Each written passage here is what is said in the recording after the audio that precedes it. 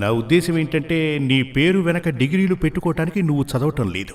ఉద్యోగం కోసమేగా నువ్వు చదువుతోంది. అంటే నీ చదువు భవిష్యత్తులో ఒక స్థాయి వరకే చదవాలి, ఒక వయసు వరకే చదవాలి.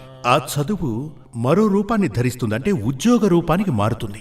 అంటే ఇదివరకే చెప్పినటువంటి ఆ అబ్బాయికి ఉద్యోగస్తుడుగా ఉండవలసిన యోగం, ఉద్యోగస్తుడిగా ఉండి సంపాదించవలసిన యోగం జాతకంలో లేదు. అదే కారణం. ఆ విషయం ఎలా తెలుస్తుంది అంటే విద్యాస్థానం, ధనస్థానం, కర్మస్థానం అంటే ఉద్యోగ స్థానం అనే అర్థం. ఈ 3 స్థానాలకు అధిపతులైనటువంటి గ్రహాలకు ఏ గ్రహం అందులో శక్తివంతంగా ఉందో ఆ గ్రహానికి దేనిని గణించి ప్రాముఖ్యతనిస్తున్నామో దానిని మనం తెలుసుకుని ఇతనితే చదివించాలి. అది చదువుకుంటేనే భవిష్యత్తులో ఆ చదువు మనకు ఉద్యోగాన్ని ఇవ్వటమే కాకుండా సంపాదననిస్తుంది. ఆవిడ 2వ కొడుకు జాతకంలోనూ ఇంజనీర్ కావలసిన యోగం లేదు. అందుచేతనే ఆ కుర్రాడికి ఆ చదువు మీద ధ్యాస లేదు.